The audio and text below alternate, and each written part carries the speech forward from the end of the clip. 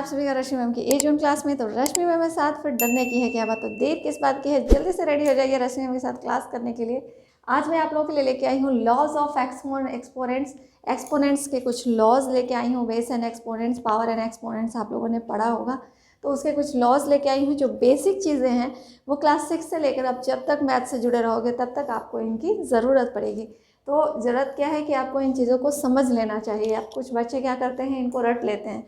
रटने से क्या होता है, हम बाद में भूल जाते हैं कि ये कैसे हुआ। कॉन्सेप्ट को जब तक आप जानोगे नहीं तब तक आप मैथ्स नहीं बना पाओगे। तो आपको क्या करना है, इनके कॉन्सेप्ट्स को समझना है। तो आज मैं आपको इसको समझाऊंगी कि ये कैसे होता है, फिर उसके बाद इससे रिलेटेड क्वेश्चंस मैं प्रैक्टिस करवाऊंगी आपको नेक्स्ट क्लास में। तो चलिए देखते हैं। आज मैं लेके आई हूँ जो 8 हैं पॉइंट्स।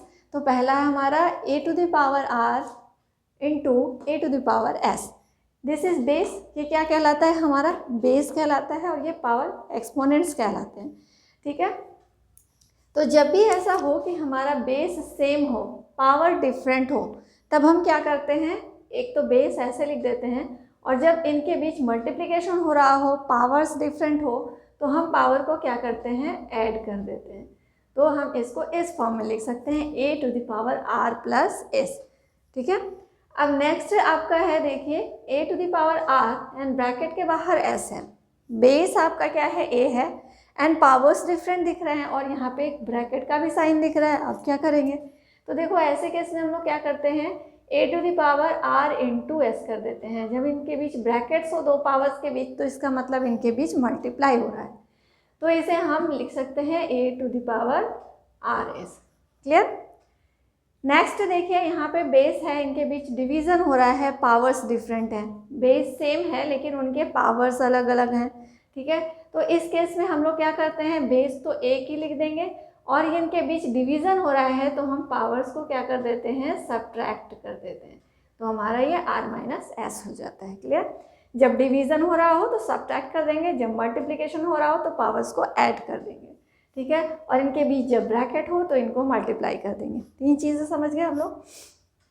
अब अगर पावर माइनस में हो तो क्या करेंगे, अगर पावर माइनस में हो, इसका मतलब जो हमारा बेस है वो रेसिप्रोकल हो रहा है। It means 1/a to the power r हो जाएगा हमारा ये। क्लियर।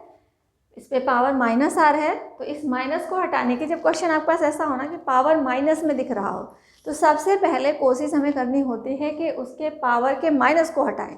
अब माइनस को हटाने के लिए हमें क्या करना होता है, तो जो बेस होते हैं उसको हम रेसिप्रोकल कर देते हैं, तो पावर का जो माइनस होता है वो हट जाता है। तो ये हमारा यहाँ r का माइनस हट गया। अब इसे हम क्वेश्चन को इजीली सॉल्व कर सकते हैं।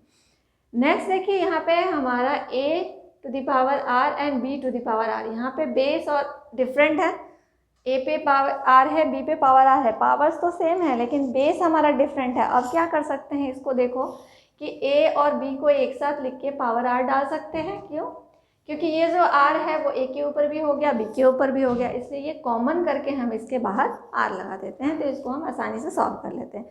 अब आप कहोगे कि ऐसा क्यों करें, हम ऐसे ही क्यों ना सॉल्व करें, तो ऐसे सॉल्व कर सकते हैं, बट हमारा टाइम बचाना होता है हमें। अगर आप कोई कंपटीशन का एग्ज़ाम देते हो तो वहाँ पे आपको टाइम बचाना होता है। टाइम बचाने के लिए जब हम इसको इस फॉर्म में चेंज करके करते हैं तो टाइम, समय कम लगता है हमें क्वेश्चन को सॉल्व करने में। क्लियर।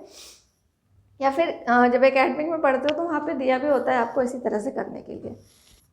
अब नेक्स्ट देखिए, हमारा क्या है, a to the power r/s। r/s देखिए, r है, इसके अपॉन में s है, इसका मतलब r इंटू 1/s है। r इंटू 1/s है, तो हम इसे लिख सकते हैं 1/a पे पावर s, एंड इसके बाहर पावर हो गया r। अब इसको जब हम ब्रैकेट ओपन करेंगे तो ये इस फॉर्म में चेंज हो जाएगा। क्लियर। चलिए नेक्स्ट देखते हैं, हमारा ये क्या है, a/b होल पे पावर r हो गया। ठीक है, होल पे पावर r मतलब यहाँ पे क्या हो जाएगा, इसको मैं यहाँ बताती हूँ, a to the power r and b to the power r।